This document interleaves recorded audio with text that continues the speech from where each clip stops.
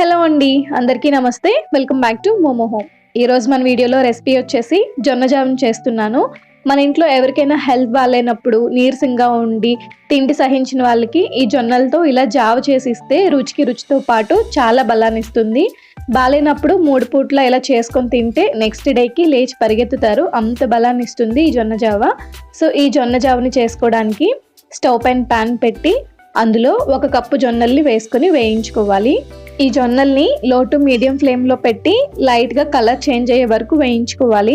బయట షాప్స్లో దొరికే జొన్న రవ్వతో కూడా ఈ జావను చేసుకోవచ్చు, కానీ అందరికీ అవైలబుల్గా ఉండకపోవచ్చు కదా. సో అందుకని నేను ఇలా వేయించి రవ్వను ప్రిపేర్ చేసుకుని జావను చేస్తున్నాను. కానీ ఇలా చేసుకునే జావ టేస్టే వేరండి, చాలా టేస్టీగా ఉంటుంది. చూసారు కదా, ఇలా జొన్నలు వేగాక స్టవ్ నుండి దింపేసుకొని కంప్లీట్గా చల్లారనివ్వాలి. తర్వాత మిక్సీ జార్ తీసుకొని ఈ జొన్నల్ని అందులో వేసి మరీ పిండిలా కాకుండా కొంచెం బరకగా మిక్సీ పట్టుకోవాలి. ఈ జొన్నల్ని ఒక కిలో వరకు ఇలా మిక్సీ చేసి ఒక డబ్బాలో స్టోర్ చేసుకుంటే మనకి అవసరమైనప్పుడల్లా వెంటనే జావ చేసుకోవడానికి చాలా ఈజీగా ఉంటుంది. అండ్ చిన్నపిల్లలకు కూడా ఇది చాలా మంచిది కాబట్టి అప్పుడప్పుడు చేసి ఇస్తూ ఉండాలి, అప్పుడే వాళ్ళకి కూడా అన్ని టేస్ట్లు అలవాటు అవుతాయి అన్నమాట.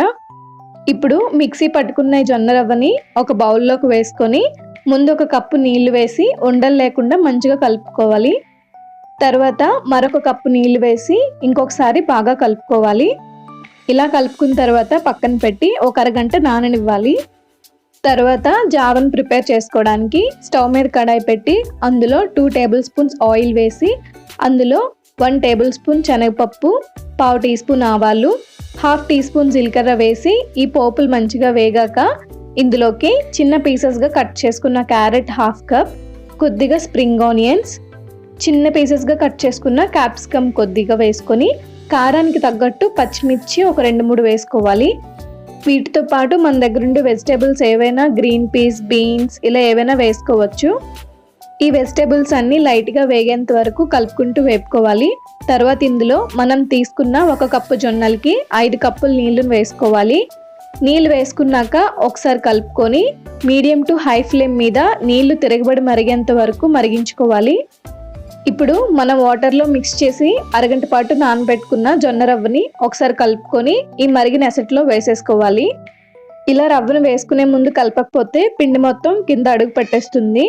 పిండి వేసుకున్నాక లో టు మీడియం ఫ్లేమ్లో పెట్టి కలుపుకుంటూ ఒక 10 మినిట్స్ ఉడికించుకోవాలి.